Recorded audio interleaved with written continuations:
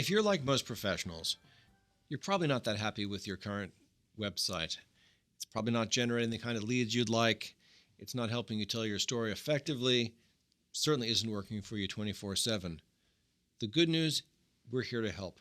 We're going to focus in this episode on how you can create a better and more effective website. I'm William Shettle, Director of Experience and Engagement with Symmetry Partners. I'm Andrea Loyne, Digital Marketing Specialist here at Symmetry Partners.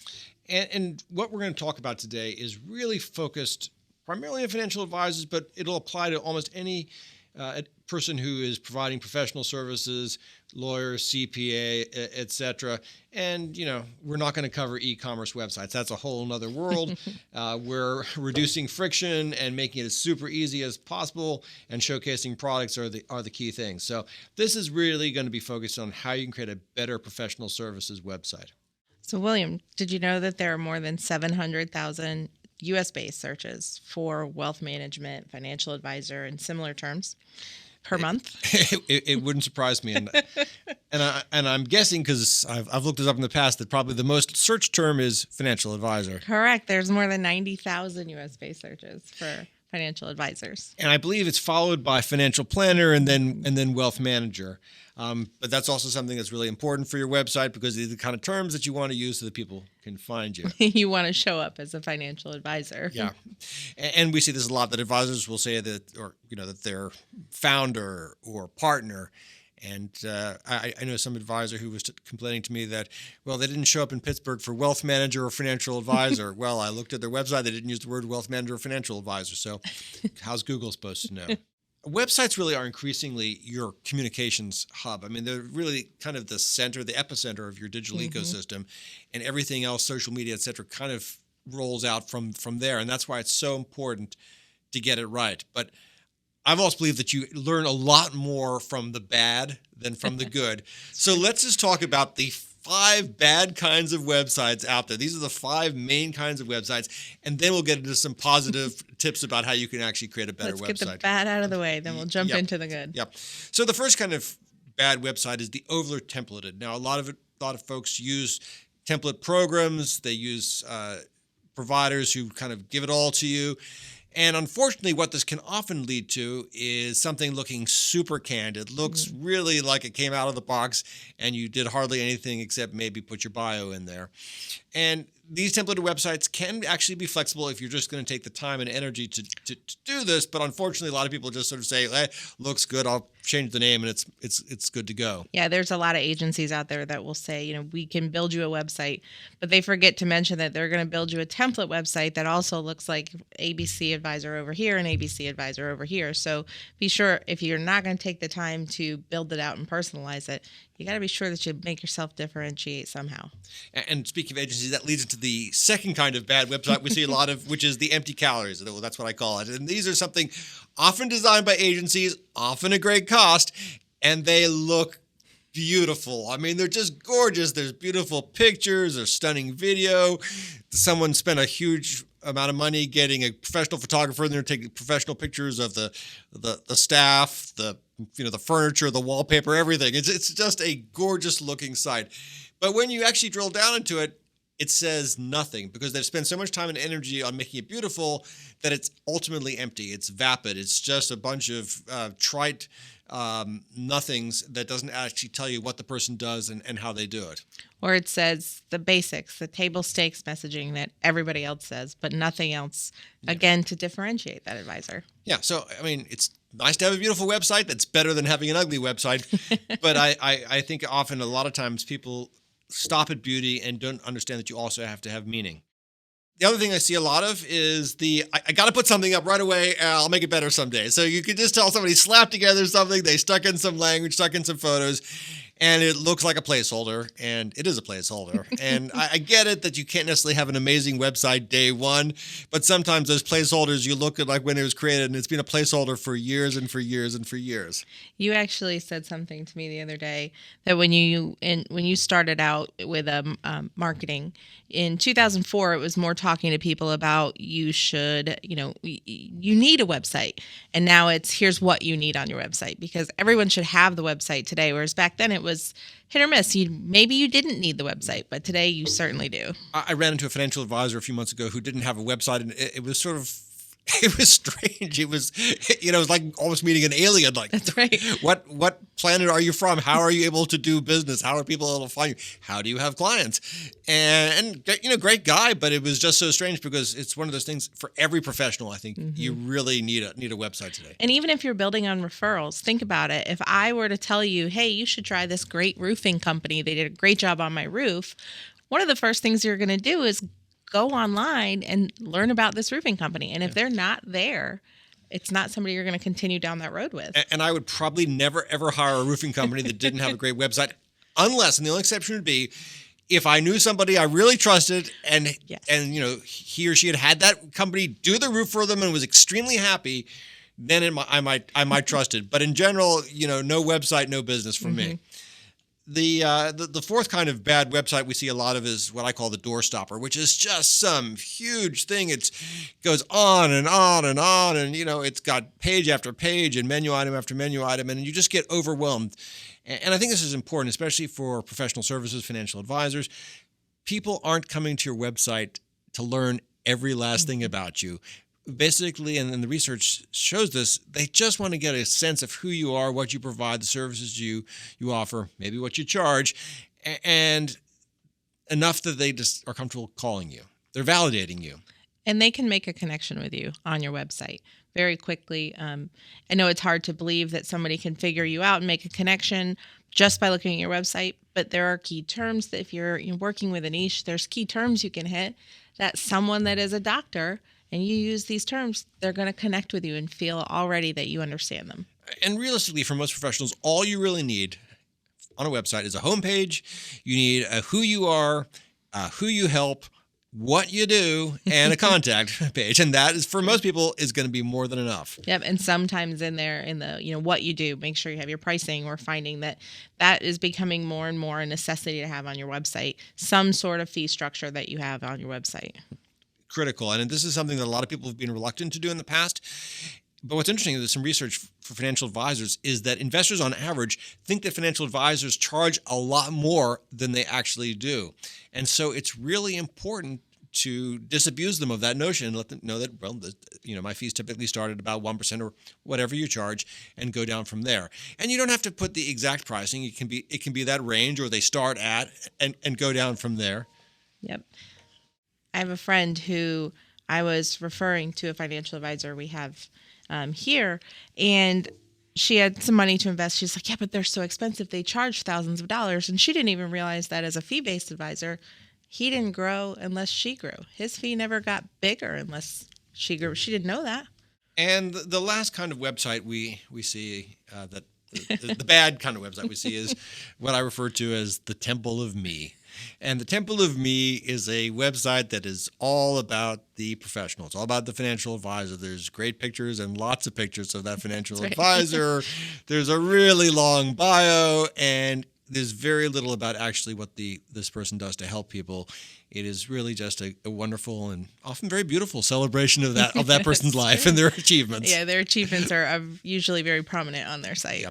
And it's important to say who you are and what you do, because ultimately people are making a decision to work with you or not largely based upon that kind of personal connection and chemistry. But don't overdo it, because at the end of the day, it really is about the client, the customer, the person you want to work with. And the more that people can see themselves in your website and your services, the more likely they're going to be to say, this is the person I want to work with. In fact, when you survey investors about why they work with their financial advisor, what they're looking for, the number one thing they say is, I'm looking for somebody who understands me, somebody who is like me.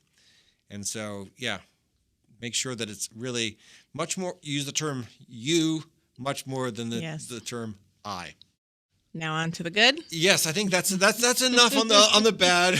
Let's be positive now. Let's talk about what we can do to create a better website. And I think the first thing is create a good impression, right? Yeah, that first impression is extremely important on your website. When viewing a website, it takes users less than 0.2 of a second to form a first impression. You don't have a lot of time. That snap of my finger, that's 0.2 of a second, right? Basically. Yeah, and you don't have a lot of time to show them that you're worth staying on the site and learning more about. So you want to take advantage of that and create that good first impression. Mm-hmm. And there's been studies done of what people are looking at. And typically, they're going to spend a couple seconds looking at your menu item. They're going to spend a couple seconds looking at the picture on there. They're going to look a couple seconds, just as much time actually looking at the content you wrote as the picture or your menu items. And what they're doing is they're just scanning all over, looking for something that resonates or, frankly, looking for reasons to leave. And so having attractive photography, a good statement of who you are, nice imagery, and wording, etc., and making it so that people can either read or skim is really important. Well, and one of the things I've found extremely important as I'm building websites and as I'm learning about building websites, there's a term called above the fold. We're innately lazy when we hit a web page and we don't want to scroll. So you want to make sure that you get all of your best foot forward above the fold. That means no one has to scroll down to see the rest of it. So things like the schedule a meeting with me button on the top of your header, that can be a game changer because they don't have to go anywhere to go, oh, this is a great first impression. Let me schedule some time to figure them out. Or making sure that your contact information is above that fold or another call to action. But the most important thing to have above that fold is your value proposition, because if they don't see it, they're not going to scroll to find it. They may never know who you are and what you do. That's critical. And by the way, just to let everyone folks know that Andrea has built a number of websites, including several for Symmetry, so she knows whereof she speaks. And I've had the privilege and pleasure of helping advisors with their own websites for far too long now. I got started in the business just when websites began, so... So you've seen them grow. I've seen them grow. I've seen the good, the bad, the ugly, and how they've changed. But what's interesting is that it really is increasingly the way people are finding, certainly validating professionals, but finding them as well. I believe it's something like 45% of those under the age of 40 said they found their financial advisor primarily online. Significant numbers between 40 and 64. This is how people increasingly are finding you, and it's certainly almost how everybody is validating you. Well, and the other side of that is 46% of prospects eliminated an advisor from consideration just based off of the information they saw on their website. So it's a good and a bad, right? If you have a great website, it's going to help. You're going to get 46%. If it's a bad website, they're not going to choose you. Even though you may be exactly what they're looking for, if they haven't been able to see that, they're moving on to the next. And a great example of that I think feeds into our next one, which is make sure you clearly articulate your value proposition.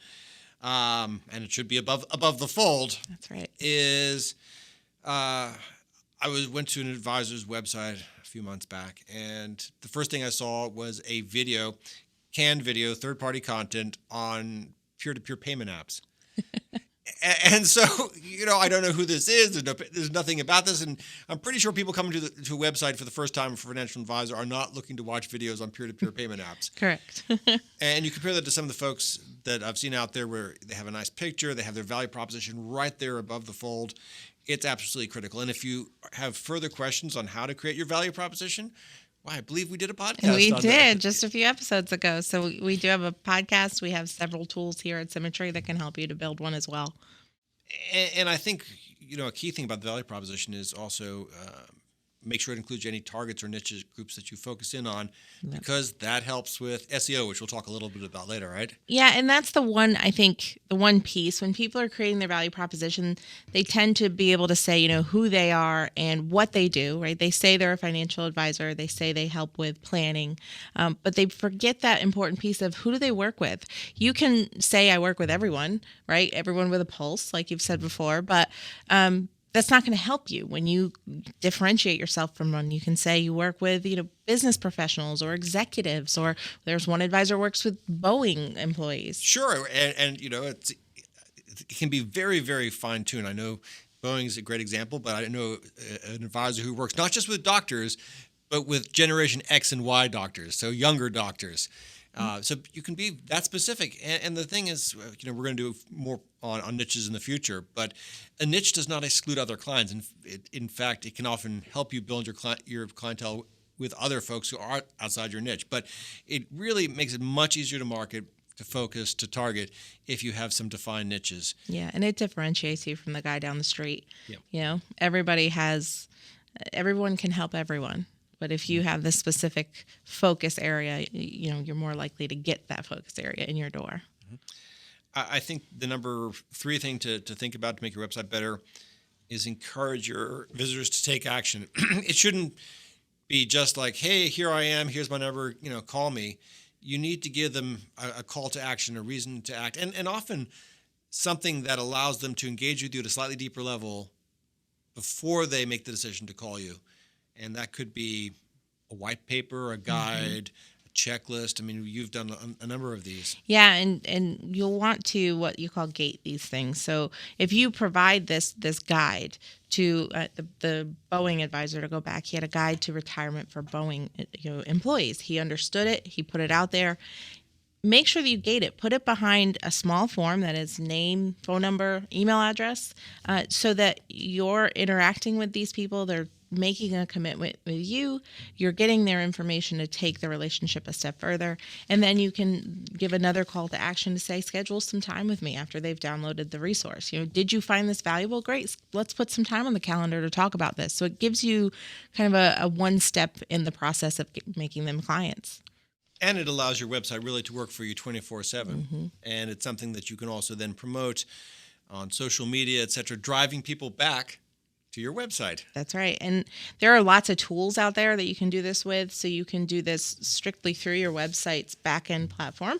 Or you can use tools like HubSpot or MailChimp or things that will connect directly to your website. And, if your CRM is connected, it'll go directly into your CRM. So, use those tools or just do it a basic form.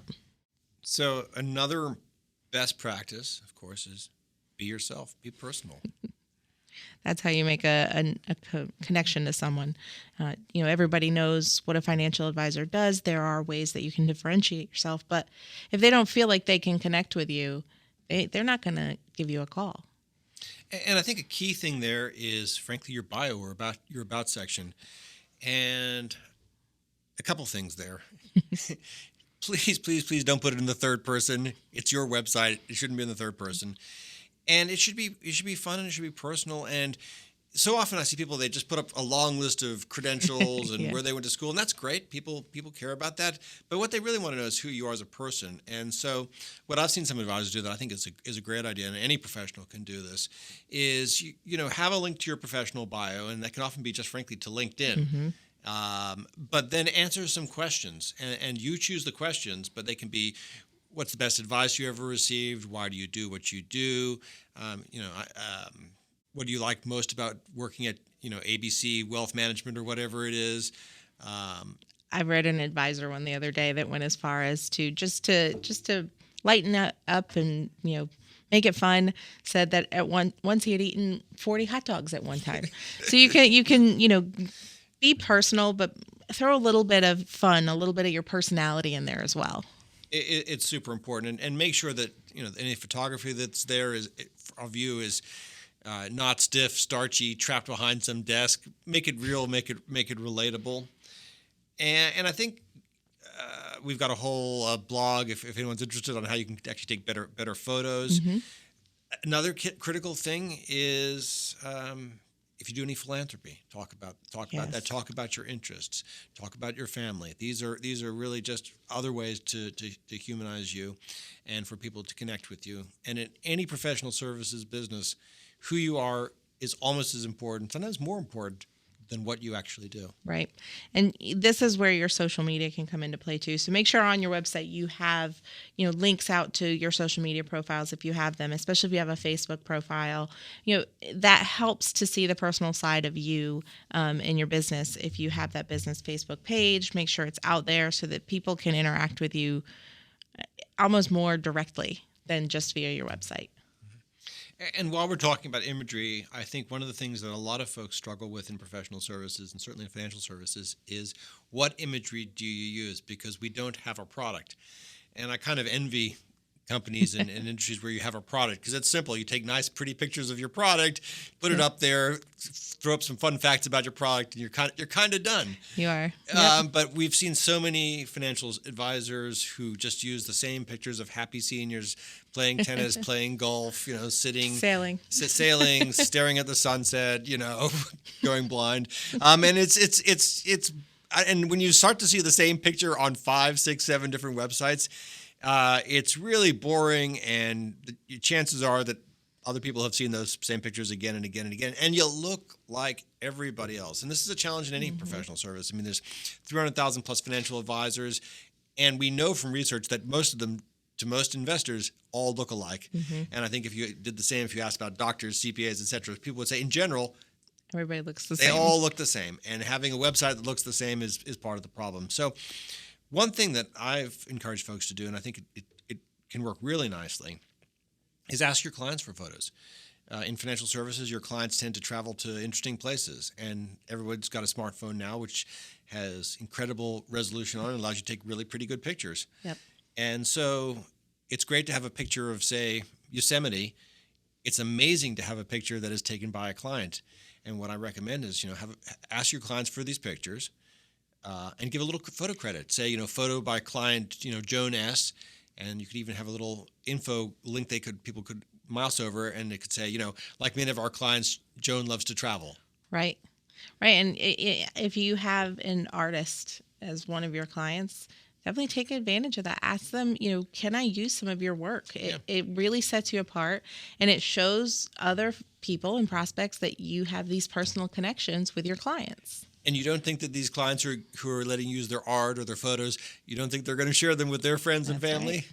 That's right. Look how cool it is. My photo's up there on my advisor's website. Yeah, it shows you have a great relationship with their client, and chances are they're probably going to share it with lots of other people as well. And you have unique imagery, which is one of the big challenges we're all facing in something like financial services. That's true. And, aside even from photos, videos have become increasingly important on a website. It's funny. I'm one of them. There are busy people out in the world that don't have time to sit and read. And like William said, make your website skimmable. Have a video there as well, 2 minutes or less, just showing, highlight of what you do, and allow people the option to read, skim, or watch a video. And studies have proven that videos attract more and keep people on your website longer. Without a video, I think the average time on a website is 1.9 minutes. With a video, it's 2.5 to 3 minutes. So you're keeping them there longer. They're going to want to learn more. And it's a great way for people to find out more about you and, again, reinforce that chemistry, that sense of connection, because seeing a picture is one thing, but actually hearing a person speak and talk about what he or she does. And the good news is that most of you have the equipment already to produce a pretty good video. The camera on your iPhone or iPad, the camera on your laptop. These are all great cameras, and it's really very easy. If you have any children, they can actually edit it all together for you. Add music. Right. It's not hard. And Apple actually has a lot of tools built in right on the iPad to even do editing and add music. They do, and we work with an advisor who recently put one on our website too. But she does a lot of impromptu videos. She will take her smartphone and she will turn it on, and she will do a video to talk about a recent topic that seems to have come up a lot, or if there's something in the news that may start to startle clients. She will pick up her cell phone, film the video, and put it out there. That it may seem archaic, or it may seem, it looks bad, but it doesn't. It makes you relatable. That person can now see you. They know you understand them and what's going on in the world, and you're helping them to understand that too. I think it's only going to help you. I agree. And you can then, also use your videos and put them on YouTube as well, right. and Instagram, et cetera, and social media. So one of the challenges, I think, is you build out this lovely website, but most people, we know typically 2/3 plus, are actually looking at your website on their phone. They are. And what's even more alarming is the people who are looking at your website on their phone, 57% of them won't refer you to someone or won't refer that website to someone if it's bad. So 57% of people are taking a look at a website on their phone. If it doesn't look good, they've moved on. They also are not going to help you to get any more clients or traffic to that website. Yeah, and I think something like 90% of small businesses don't actually have websites that are optimized for the phone. That is true. That is very true. It's something that is new in the building of the website, but it's little things like if you have a chunky menu item, making it a hamburger and having it shrink. So on your phone, it's not the whole screen is not your menu. It's that whole above the fold concept. You want to make sure that the important information is being shown, and then the information that would just take up space, you find ways to minimize and keep in front of them in the places you need to. So that's making sure people can look at your phone. But I think another thing that's really important is the kind of messaging that you have. And we talked about for financial advisors, it's important somewhere to put what you charge. But I think it's really important to describe the services that you offer and describe them in very client-friendly ways and use everyday language. A lot of times with financial advisors, we long laundry lists of products versus describing the kind of human needs that you actually help address. So instead of saying, I help with retirement plans and 401ks and 403bs, et cetera, just say you help with retirement. Mm-hmm. Well, and most people, when they go to Google for a financial advisor or Google an issue that requires a financial advisor, they're not Googling, I need a 401k. They're, how do I build my retirement? So make sure that you are showing up for these by, describing what you do, not per se the products you sell. Mm-hmm. Yeah, and it should be very simple, to the point, empathetic, and make sure, again, that people can either read it or that they can skim it. And so that means a lot of how you lay it out, making sure you use bullet points and bolding so that people's eyes catch certain things and keywords that you want them to focus in on, so that even if they're just glancing through it, they get a general sense of what you're kind of trying to communicate. Yeah, at Symmetry Partners, we bolded words on our homepage so that as you go to our homepage, you may not have to read every word that's on the page, but you get a clear sense of what we do just by the bold words. Obviously, optimizing for search is a huge subject. We're going to do another podcast on that at some point. That's a whole podcast in and of itself. However, there are some things you can do, some quick hits you can do to help make sure you show up. And it's all done on the back side. It's all done on how you present on the front side. So you want to make sure those keywords that you're using, not just financial advisor and wealth manager. You want to use words like retirement planning and financial planning, and make sure you're using the words that your prospects are looking for. Because if you're not going to show up in those searches. And then doing things like tagging your photos. And if you're in there, if you have a photo for your bio, make sure it has your name and your title, financial advisor, in what's called an alt tag. So you want to make sure that when that picture is up there, when someone searches your name, your site will pop up because you're now associated with it. So there's little things you can do. There's so much more, and it gets so in depth, but there's little things you can do now that will make you show up better. And if you're just looking at sort of the general efficiency and how well your website is running and some things like that, little shout out to HubSpot, which has a great free website evaluator. So if you just Google HubSpot website evaluator, you can put your URL in there, and it'll tell you how secure is it, how efficient is it, and give you some actually very specific suggestions for optimizing it kind of on the back end. Yeah, it does. It's great because it gives you a score. It gives you what the average score is for websites like yours now, and then it gives you actionable items to go out and do and how to do it. So it's not just like, you should change this. Well, how do you do that, or how do you find out that information? So it is a great tool. All right. The last way to make your website even better is, of course, metrics. Yes. Measure success, measure, and not just measure, but actually act on the data. Yeah, we recently worked with a financial advisor who was completely changing her website. She hired a developer. They were launching a brand new website, and we wanted to make sure that, okay, what's on that new website, is it going to work for you? So in 3 months, we're going to look at her website and see. You can see things about the journey that people, when they hit your website, where do they go? You ideally want them to, within 1 or 2 pages, hit your contact page or a contact button. But you can actually watch that and see if your pages are doing that, pushing them to get them to contact you. And using, Google Analytics, you can use, Google Search Console and see how people are searching for you, and then make sure those terms show up somewhere on your website so that as they're searching for you like that, you're going to show up sooner. You don't want to be on page 5 of Google. You want to be on page 1. the insights that you can have into who's coming to your website, what they're doing it's so powerful. And this is all part of the evidence-based approach to marketing that has really happened in the last few years. You know what people are looking at, you know what they're not looking at, and you can measure any changes that you make and see whether they've made things better or not. We hope we've given you some ideas for how you can actually create a more effective and successful website. Please be sure to join us for our next episode, which is going to be focused in on marketing automation, which is a huge and important topic and one that Andrea has incredible passion and expertise in. If you have more questions or want to find out more information about this and other episodes, please go to theevidencebasedmarketer.com, where you can download all our episodes and find out more about myself and Andrea and what we're about. Until then, this is William Chettle for the Evidence-Based Marketer. Thank you so much. Thank you. Thank you for joining us for this episode of the Evidence-Based Marketer from Symmetry Partners. If you have any questions, suggestions, or would like more information, please visit us at theevidencebasedmarketer.com. Symmetry Partners, LLC is an investment advisory firm registered with the Securities and Exchange Commission. Registration with the SEC does not imply a certain level of skill or training. This material is provided for educational and background use only. Nothing either stated or implied on this podcast is intended to be compliance, legal, or investment advice. Please be advised, it is the financial advisor's responsibility to check with its own broker-dealer/IRA compliance department for usage requirements.